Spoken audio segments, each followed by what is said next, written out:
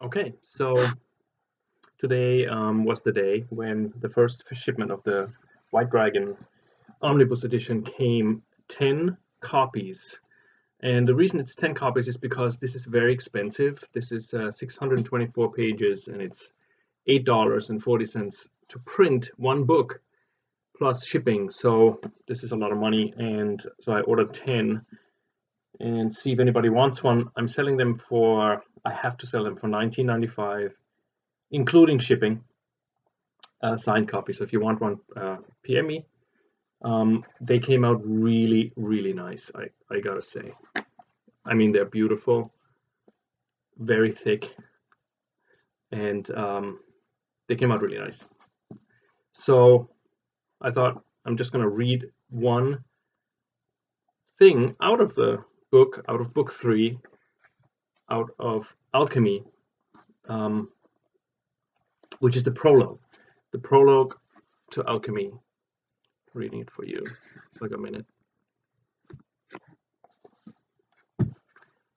When Douglas McNamara left his home and family to search for the child who could wield the power of the White Dragon, he was certain he would not return. After his departure, his wife shielded their son from the truth as long as she could. He went north to look for work, she told him whenever he asked. Darren, nearly 8 years old, nodded each time. She avoided his glance whenever she spoke about his father. It was on him to be the strong one now, and not to falter and reveal his own secret to her. For he possessed the gift of dreams, where his visions showed him one of the many possible futures, one of the infinite number of threads in the great weaving of the world.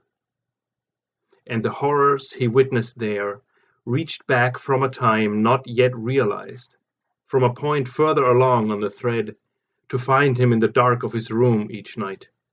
He could not speak of this to his mother. It would simply break her heart.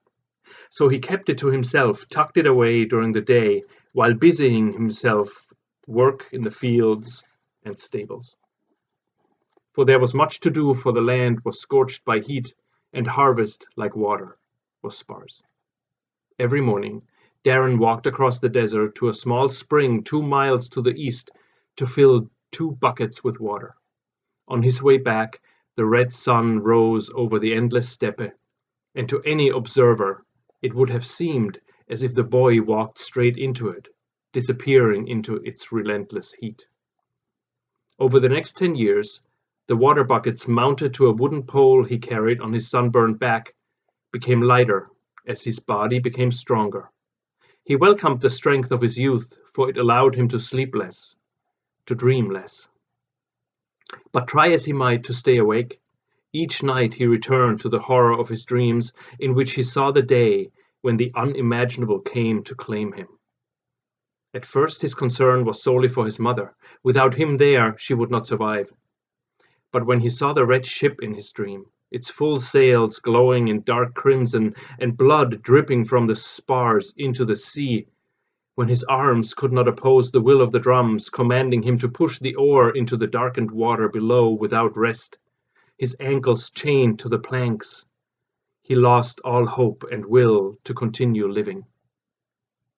So he got up each day to find strength in his mother's love and in his father's promise, that the day would come when the dragon would rise out of the sea, and in its shadow the people's souls would be restored, and the land would return to the living.